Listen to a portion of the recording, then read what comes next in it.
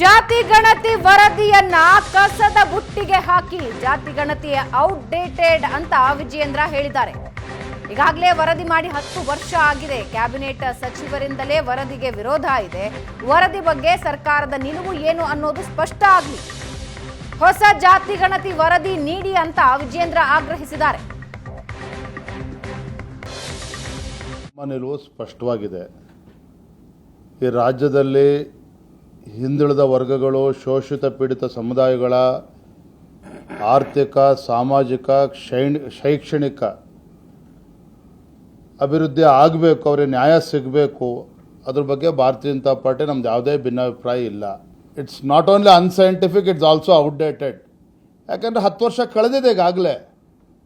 ಸಿದ್ದರಾಮಯ್ಯ ನಿಜವಾಗ್ಲೂ ಕೂಡ ಪ್ರಾಮಾಣಿಕರೇ ಇದ್ದರೆ ಹಿಂದುಳಿದ ಸಮುದಾಯಗಳಿಗೆ ನ್ಯಾಯ ಕೊಡಲೇಬೇಕು ಅನ್ನುವ ಇಚ್ಛಾಶಕ್ತಿ ಈ ರಾಜ್ಯದ ಮುಖ್ಯಮಂತ್ರಿಗಳಿಗಿದ್ದರೆ 2015ರಲ್ಲಿ ಬಂದಿರತಕ್ಕಂಥ ಈ ವರದಿ, ಯಾಕೆಂದರೆ 10 ವರ್ಷಕ್ಕೊಂದ್ಸಲ ನೀವು ಸಾಮಾಜಿಕ, ಶೈಕ್ಷಣಿಕ ಎಲ್ಲವೂ ಕೂಡ ವರದಿ ತೆಗೆದುಕೊಳ್ಬೇಕಾಗುತ್ತೆ, ಸರ್ವೆ ಮಾಡಿಸ್ಬೇಕಾಗುತ್ತೆ. 10 ವರ್ಷ ಮುಗಿದಿದೆಯಲ್ಲ. ಸೊ ಇಟ್ಸ್ ಔಟ್ಡೇಟೆಡ್ ರಿಪೋರ್ಟ್ ಇದು. ಮುಖ್ಯಮಂತ್ರಿಗಳು ನೀವೇ ಇದ್ದೀರಿ, ನಿಮ್ಮದೇ ಕಾಂಗ್ರೆಸ್ ಸರ್ಕಾರ ಇದೆ. ಮತ್ತೊಮ್ಮೆ ಸರ್ವೆ ಮಾಡಿ ಅದನ್ನು ಯಾರು ಬೇಡ ಅಂತ ಹೇಳ್ತಿದ್ದಾರೆ. ನಾವೆಲ್ಲ ಪಕ್ಷದ ಮುಖಂಡಕ್ಕೂ ಚರ್ಚೆ ಮಾಡ್ತೇವೆ. ಮೊದಲು ರಾಜ್ಯ ಸರ್ಕಾರ ಇದ್ರ ಬಗ್ಗೆ ಸ್ಪಷ್ಟವಾಗಿ ಅದರ ನಿಲುವು ಏನು ಅಂತೇಳಿ ಸ್ಪಷ್ಟಪಡಿಸಲಿ. ಮುಖ್ಯಮಂತ್ರಿ ಒಂದು ಹೇಳ್ತಾರೆ, ಉಪಮುಖ್ಯಮಂತ್ರಿ ಒಂದು ಹೇಳ್ತಾರೆ, ಇನ್ನೊಬ್ಬರು MB ಪಾಟೀಲ್ ಒಂದು ಹೇಳ್ತಾರೆ, ಪರಮೇಶ್ವರ್ ಒಂದು ಹೇಳ್ತಾರೆ. ಆಡಳಿತ ಪಕ್ಷದಲ್ಲೇ ಗೊಂದಲ ಇದೆ. ರಾಜ್ಯದ ಮುಖ್ಯಮಂತ್ರಿಗಳು ಪ್ರಾಮಾಣಿಕವಾಗಿ ಅವರ ಕಳಕಳಿ ಇದೆಯಾ, ಇದನ್ನು ಯಥಾವತ್ತಾಗಿ ಇದು ಮಾಡಬೇಕು ಅಂತೇಳಿ ಮಾಡಬೇಕು ಅಂತಂದರೆ ಅದರ ಪ್ರಾಸ್ ಆ್ಯಂಡ್ ಕಾನ್ಸ್ ಏನಂತ ಚರ್ಚೆ ಮಾಡಲಿ ಫಸ್ಟ್ ಕ್ಯಾಬಿನೆಟ್ಟಲ್ಲಿ. ಜಾತಿ ಗಣತಿ ವರದಿಯನ್ನ ಕಸದ ಬುಟ್ಟಿಗೆ ಹಾಕಿ ಜಾತಿ ಗಣತಿ ಔಟ್ಡೇಟೆಡ್ ಅಂತ ವಿಜಯೇಂದ್ರ ಹೇಳಿದ್ದಾರೆ. ಈಗಾಗಲೇ ವರದಿ ಮಾಡಿ 10 ವರ್ಷ ಆಗಿದೆ. ಕ್ಯಾಬಿನೆಟ್ ಸಚಿವರಿಂದಲೇ ವರದಿಗೆ ವಿರೋಧ ಇದೆ. ವರದಿ ಬಗ್ಗೆ ಸರ್ಕಾರದ ನಿಲುವು ಏನು ಅನ್ನೋದು ಸ್ಪಷ್ಟ ಆಗಲಿ. ಹೊಸ ಜಾತಿ ಗಣತಿ ವರದಿ ನೀಡಿ ಅಂತ ವಿಜಯೇಂದ್ರ ಆಗ್ರಹಿಸಿದ್ದಾರೆ. ನಿಲುವು ಸ್ಪಷ್ಟವಾಗಿದೆ. ಈ ರಾಜ್ಯದಲ್ಲಿ ಹಿಂದುಳಿದ ವರ್ಗಗಳು, ಶೋಷಿತ ಪೀಡಿತ ಸಮುದಾಯಗಳ ಆರ್ಥಿಕ, ಸಾಮಾಜಿಕ, ಶೈಕ್ಷಣಿಕ ಅಭಿವೃದ್ಧಿ ಆಗಬೇಕು, ಅವರಿಗೆ ನ್ಯಾಯ ಸಿಗಬೇಕು. ಅದ್ರ ಬಗ್ಗೆ ಭಾರತೀಯ ಜನತಾ ಪಾರ್ಟಿ ನಮ್ದು ಯಾವುದೇ ಭಿನ್ನಾಭಿಪ್ರಾಯ ಇಲ್ಲ. It's not only unscientific, it's also outdated. ಯಾಕಂದರೆ 10 ವರ್ಷ ಕಳೆದಿದೆ ಈಗಾಗಲೇ.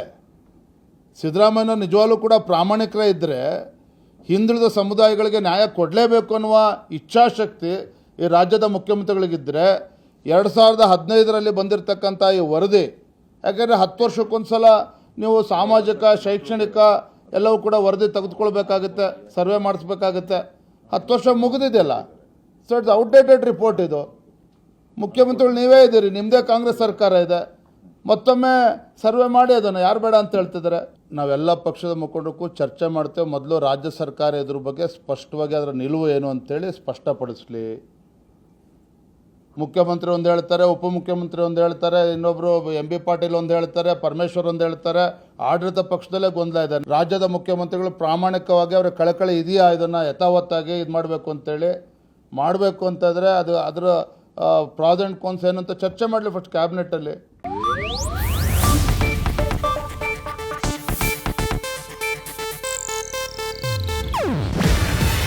ಇದು ಏಷ್ಯಾನೆಟ್ ನ್ಯೂಸ್ ನೆಟ್ವರ್ಕ್ ಪ್ರಸ್ತುತಿ. ನೀವು ನೋಡ್ತಿದ್ದೀರಾ ಏಷ್ಯಾನೆಟ್ ಸುವರ್ಣ ನ್ಯೂಸ್.